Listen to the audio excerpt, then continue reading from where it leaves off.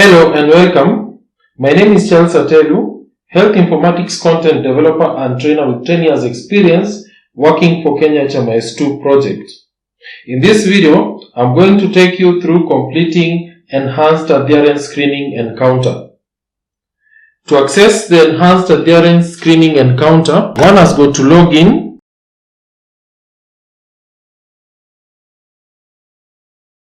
Then from the home page, navigate to the clinician. It's only the clinician who is able to conduct enhanced adherence screening for patients who are already on treatment. Search for the patient. Our demo patient was known as training capacity building. You can either search using the name or ID, and up to 3 characters, a minimum of up to 3 characters will actually direct you to the patient.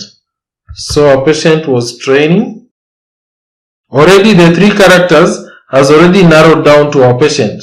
So click on the patient to open up the patient homepage.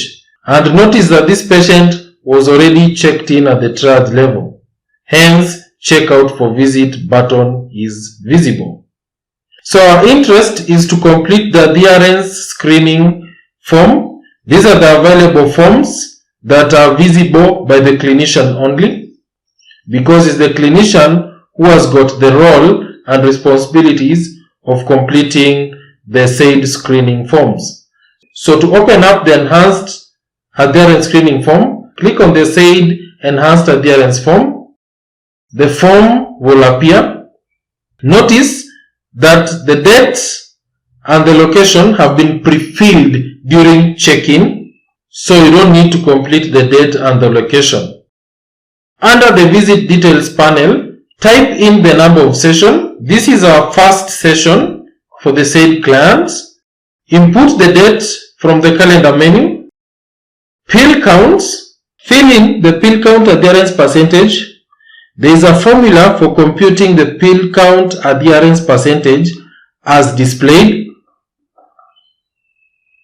For our case, the pill count adherence percentage for the patient was 98%. Kindly note that the pill count adherence percentage should be rounded off without any decimal points. The system does not accept numbers with decimal points. The next panel is the Moriski Medication Adherence Scale. Proceed to complete the Moriski Medication Adherence Scale 4 by filling the patient responses for the 4 questions. For example, the first one, the patient is directed to answer if they ever forgot to take their medicine. Select the respective radio button, yes or no. If any of the 4 questions have got a yes response, then Moriski 8 populates below.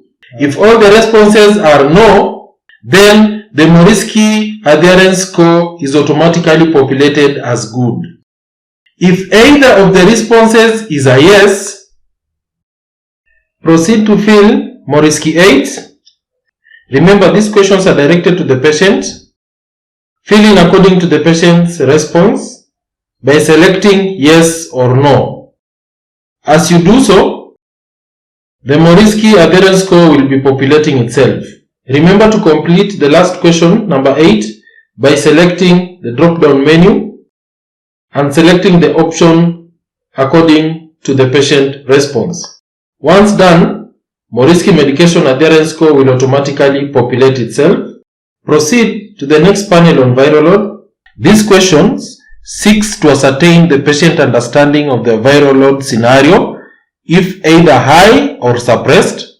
Inquire from the patient if they received the viral load result by selecting yes or no. If it's a yes, inquire from the patient if the viral load result was suppressed or unsuppressed, bearing in mind that anything greater than 1000 is unsuppressed and any copy results less than 1000 copies is suppressed. Depending on the outcome, inquire from the patient about their feeling concerning the result. Input the patient response on the adjacent text field. If the patient had got a high viral load, inquire from them what they think caused the high viral load and input the response on the adjacent text field. The last question on the viral load panel is on the way forward. Input the response on the adjacent text field. But for the option of a patient who has never received a viral load result, we'll close all the questions and there will be a way forward question which will definitely prompt the patient to have a repeat viral load done or a result remitted to the patient. Or a viral load should be repeated altogether if there is none. The next panel is on barriers to adherence. This assesses the possibility to barriers to adherence. We have cognitive barriers, behavioral barriers, emotional barriers, and socioeconomic barriers.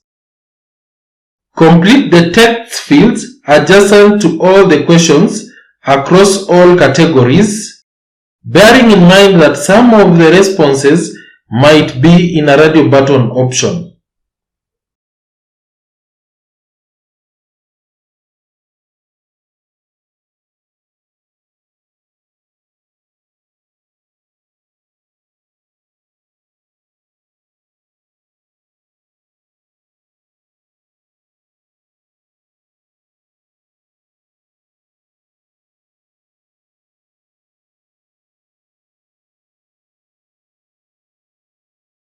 Once done, proceed to the referrals and networks panel.